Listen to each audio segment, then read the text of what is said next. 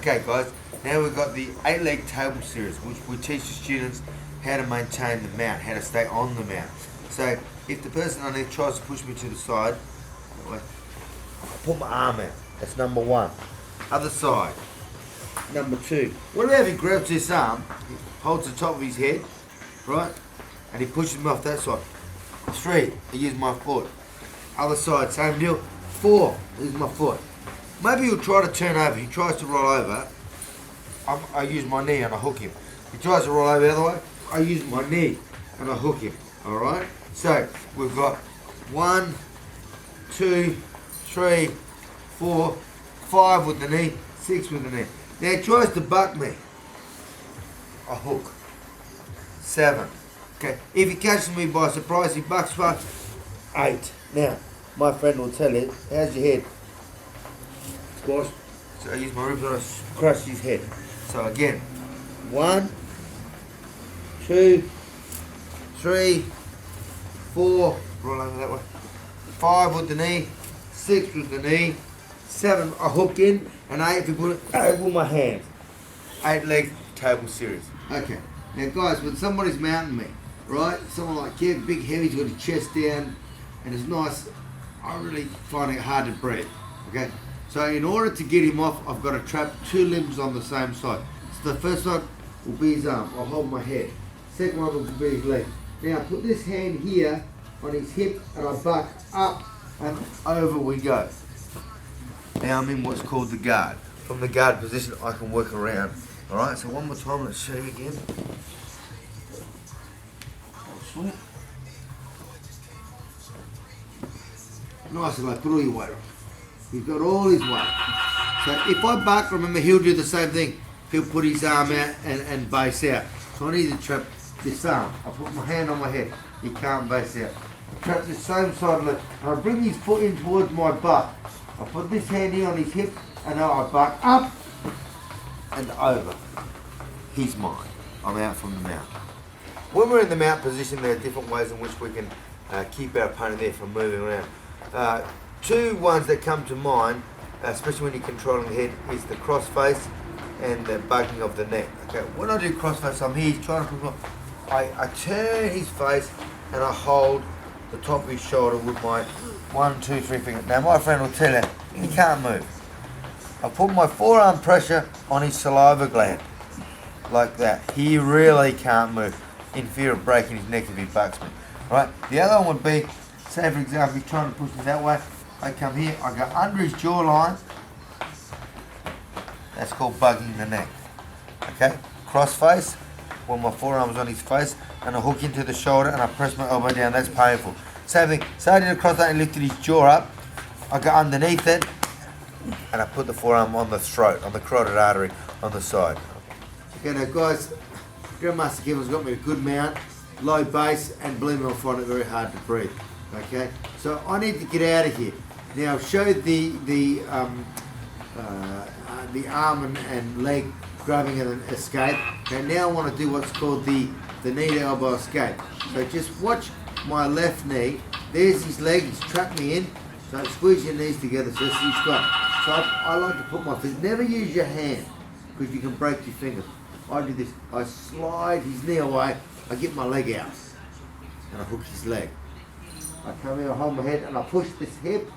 Over we go and we're there. Now just watch carefully. Bang. Which is my little favourite. Squeezing on the femoral artery. Okay? So watch again. You notice when I push his leg, it makes a gap. Then I raise my knee underneath towards my elbow. Right? Bang. Trap. This hand here pushes his hip. I always like to use my knuckles. Whether I push the thigh or hip, because I find if I use my hand, if they roll on my fingers, I'll burn my fingers back, I'll break them. Alright? So I use my knuckles straight in hip and over. Look, we go. Okay? Okay. So I'm here in the mount. I'm trying to control my opponent, right? He doesn't like it, so he pushes me away. One of the options I've got is I trap hit this arm, I come on there, I press the elbow, and I'll go down. I keep it tight 90 degrees. Notice that my elbow went into the side of his neck. Okay? So one more time. Again. Alright? This arm is trapped. See how it's trapped in there? Just there, that's hurting it. I come underneath the wrist, I push his elbow down, it's there at 90 degrees. I put my elbow right next to his neck in there tight. The arm is at 90 degrees.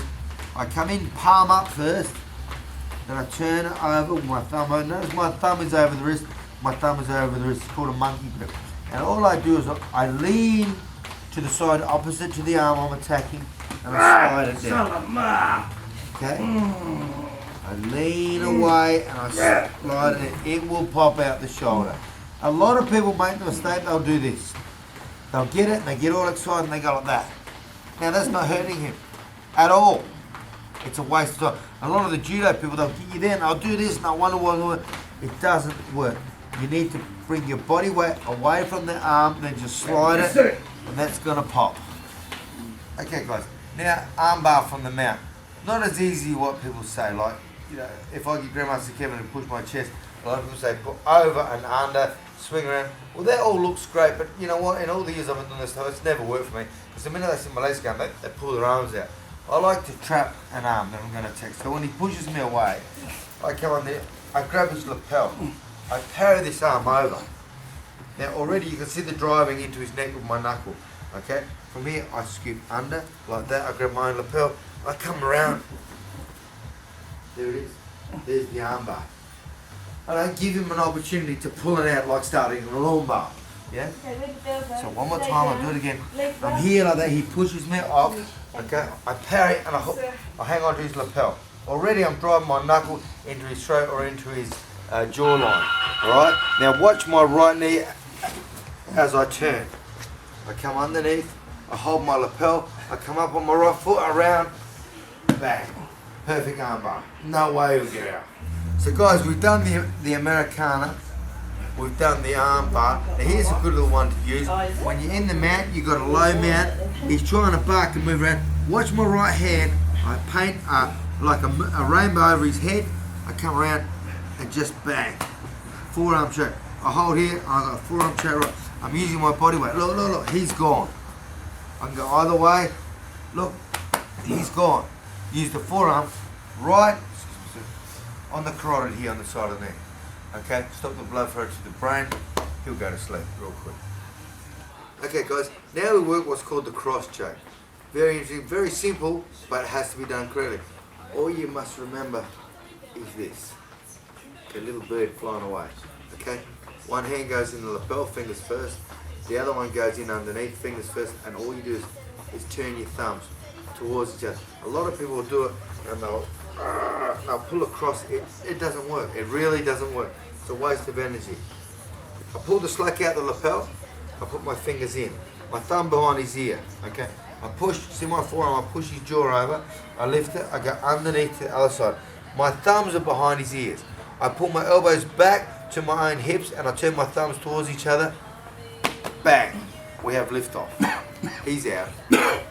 That was 1 second. I would hold that 1, 2, 3, out. And it's a safe choke because again, I'm working the carotids on the side. So remember, pull the slack out, and see my thumb behind his ear. I bend the elbow so his jaw goes up. I go underneath to the other lapel, thumb behind the ear, and all I do is I bring him up, bring my elbows towards my hips, and I turn my thumbs towards each other. He's nearly gone. When he coughs, that means he's about to go. Thank you.